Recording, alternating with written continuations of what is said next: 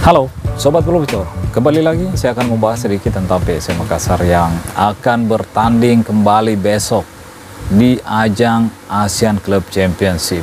Leg kedua menghadapi Chong An Hanoi di kandang Chong An Hanoi. Kira-kira mampukah PSM Makassar menyingkirkan Chong An Hanoi dan lolos ke final?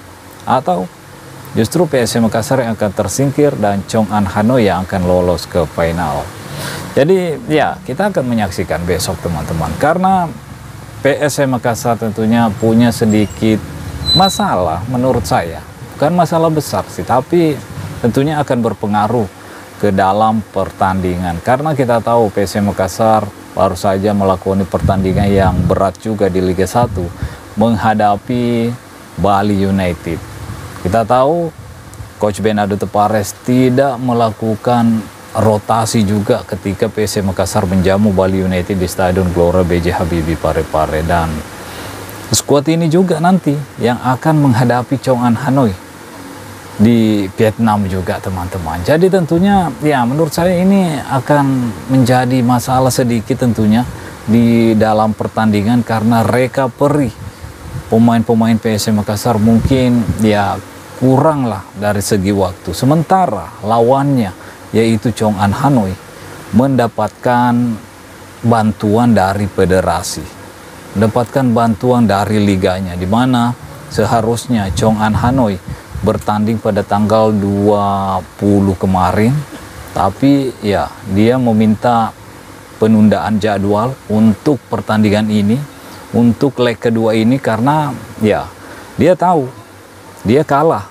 atas PSM Makassar di leg pertama. Tentunya butuh persiapan yang matang untuk bisa membalikkan keadaan, untuk mengalahkan PSM Makassar, untuk menyingkirkan PSM Makassar dan lolos ke final dengan cara meminta perubahan jadwal, dan federasinya, liganya memberikan perubahan jadwal itu kepada Chong An Hanoi. Artinya secara persiapan Chong An Hanoi benar-benar siap untuk menghadapi PSM Makassar.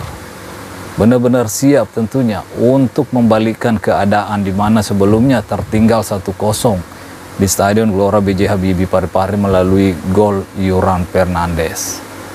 Sementara PSM Makassar kemarin meminta perubahan jadwal untuk 2 pertandingan, tapi ya tidak dikabulkan karena sesuatu hal teman-teman. Karena apa ya, kemarin alasannya PT LIB tidak memberikan perubahan jadwal kepada PSM Makassar karena waktu untuk pertandingan lain akan berdampak, dan ya itu adalah salah satu alasannya. Dan PSM Makassar ya harus bermain di waktu yang sudah ditetapkan di LIB, dan akan bermain juga di leg kedua menghadapi Chong An Hanoi. Mudah-mudahan dengan persiapan yang bisa dikatakan waktunya ya tidak begitu baik dibanding lawannya yaitu Chong An Hanoi, PSM Makassar mampu lolos ke final, menyingkirkan wakil dari Liga Vietnam ini. Karena kalau tidak salah PSM Makassar udah beberapa kali menyingkirkan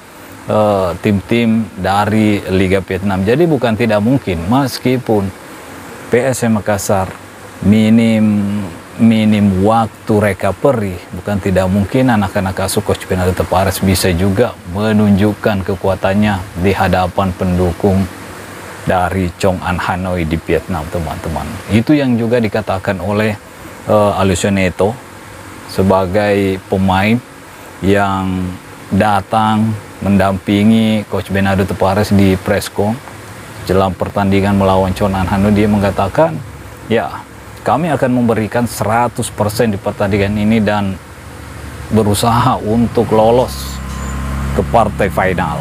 Sementara Coach Bernardo Tepares mengatakan ya dia mengeluhkan jadwal pertandingan yang padat, dan dia memuji calon lawannya yaitu Chong An Hanoi, bahwa Chong An Hanoi memiliki persiapan yang cukup baik, memiliki pemain-pemain yang berkualitas, memiliki finansial yang bagus, memiliki pelatih yang bagus, dan dia berharap anak-anak asuhnya membuktikan diri di pertandingan ini menghadapi wakil Liga Vietnam ini yang di dalam skuadnya ada beberapa pemain timnas Vietnam. Dan kita tahu juga pelatih dari Chong An Hanoi ini adalah mantan pelatih dari timnas Thailand, yaitu Alexander Manopolkin. Jadi ya memang ini adalah tim yang tidak mudah untuk ditaklukkan PSM Makassar. Apalagi kalau kita berkaca di pertandingan leg pertama, ya permainan dari Chong An Hanoi memang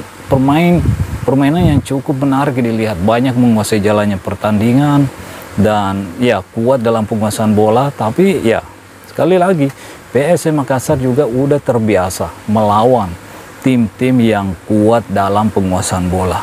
Dan PSM Makassar juga sudah terbiasa mendapatkan gempuran-gempuran dari tim-tim kuat. Dan biasanya PSM Makassar mampu membalikkan keadaan dengan permainan counter attack-nya. Jadi ya untuk pertandingan besok tentunya Coach Bernardo Tavares harus benar-benar memikirkan pemain-pemain yang akan diturunkannya. Coach Bernardo Tavares tentunya harus punya strategi jitu untuk bisa mencuri minimal 1 gol di kandang Chong An Hanoi, khususnya di babak pertama teman-teman. Karena saya yakin Chong An Hanoi di pertandingan besok akan melakukan gebrakan mulai dari menit awal. Jadi PSM Makassar ya tentunya harus bisa mengantisipasi gebrakan dari Chong An Hanoi dan bisa melakukan counter attack yang rapi dan menciptakan gol ke gawang dari Chong An Hanoi teman-teman. Nah, untuk pertandingan besok kira-kira siapa pemain yang akan diturunkan oleh Coach Bernardo Tavares dan formasi apa yang akan dipakai oleh Coach Bernardo Tavares besok untuk menghadapi Chong An Hanoi di kandangnya. Ya, tentunya kalau menurut saya ya 3 back tengah mungkin itu adalah jawaban yang tepat untuk pertandingan besok teman-teman. Karena kita membutuhkan pertahanan yang bagus di sini.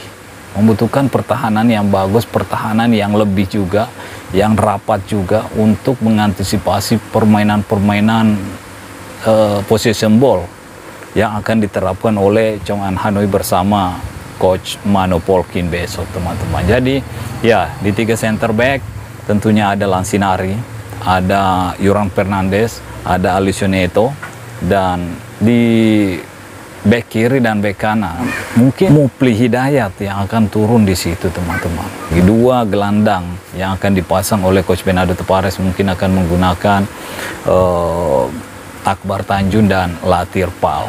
Dan untuk 3 penyerang depan ya ada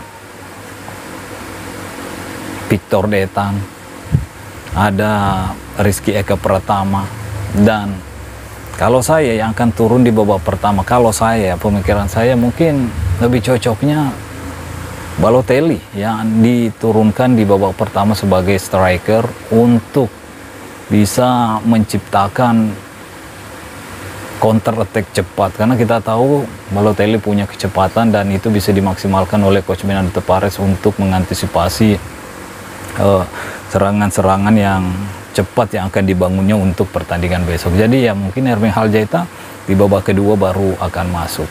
Gimana menurut teman-teman? Mungkin sampai di sini dulu. Stay healthy, no baper-baper. Bye-bye.